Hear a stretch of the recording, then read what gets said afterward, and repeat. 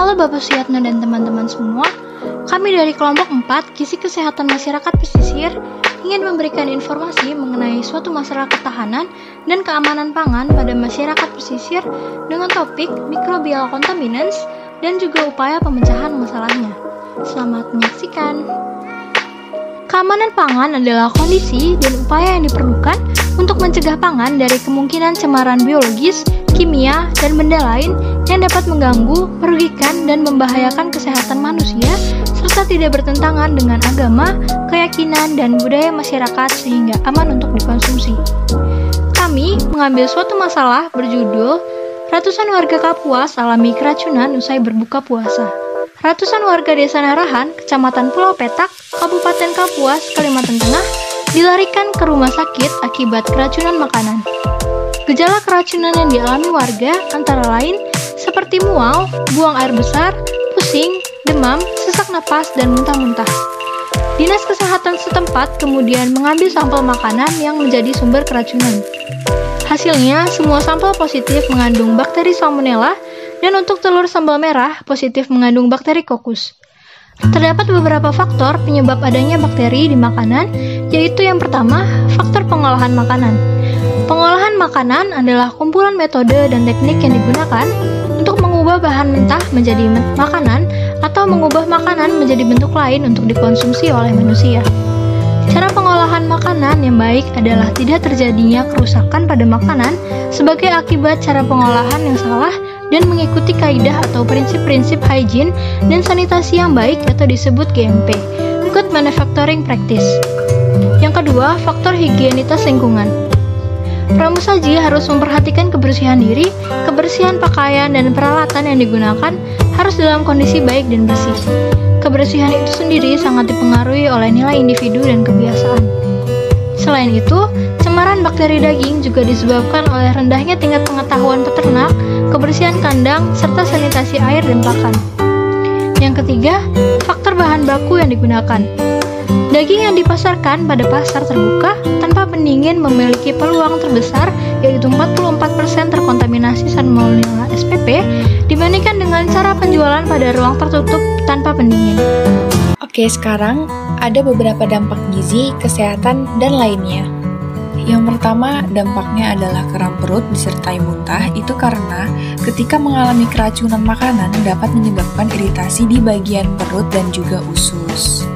Lalu dampak yang kedua yaitu mengalami diare karena peradangan, membuat sistem pencernaan menjadi kurang efektif dalam menyerap air dan cairan lainnya. Lalu yang ketiga ada tubuh terasa lemas dan lesu, itu karena tubuh mengeluarkan senyawa sitokinin ketika sakit, kemudian kehilangan nafsu makan. Hal ini terjadi akibat daya tahan tubuh yang memberikan respon untuk melawan infeksi yang telah menyerang tubuh. Yang keempat ada demam, itu karena mekanisme alami tubuh dalam melawan infeksi, yaitu dengan cara membuat temperatur tubuh menjadi lebih panas terhadap bakteri. Yang kelima yaitu badan akan merasa menggigil akibat temperatur tubuh yang meningkat saat terjadi demam. Kondisi ini terjadi karena pirogen mengelabui tubuh bahwa suhu udara di sekitar terlalu dingin sehingga tubuh ingin dihangatkan.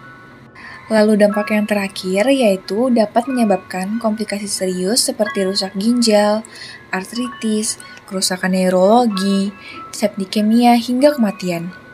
Selanjutnya ada upaya pencegahan dan penanggulangan. Dalam pencegahan terkontaminasinya bakteri Salmonella dapat dilakukan dengan menerapkan prinsip pokok untuk menjamin keamanan makanan, diantaranya yaitu yang pertama, makanan dipilih setelah diproses. Lalu yang kedua, makanan dimasak dengan matang. Yang ketiga, makanan disimpan dengan benar. Lalu ada makanan yang sudah siap segera disantap. Yang kelima, makanan dipanaskan kembali dengan benar. Lalu yang keenam, hindari kontak makanan dengan bahan mentah. Lalu melakukan cuci tangan, itu sangat penting. Selanjutnya ada makanan ditutup untuk melindungi dari serangga. Lalu air yang digunakan untuk mencuci bahan makanan harus bersih. Dan yang terakhir, tempat pengolahan makanan harus bersih. Kesimpulan dari video yang kami buat yaitu microbial contaminant atau kontaminasi mikroba adalah masuknya zat mikroba yang tidak dikehendaki ke dalam suatu makanan.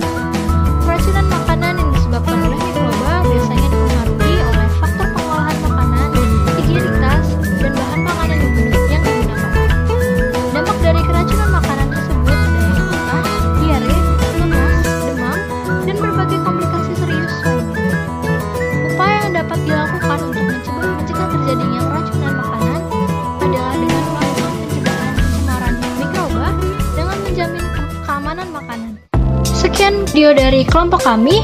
Kelompok kami beranggotakan Alan Bagas Wicaksono, Amalia Muftih, Didan Dwiki Darmawan, Farizal Zulul Anam, Gabriel Anganita Diodata, Maharani Yuniar Sokawati, Nurfitri Amelia, Sakina Milatia Hanifah, dan Willis Putu Purantira. Semoga bermanfaat.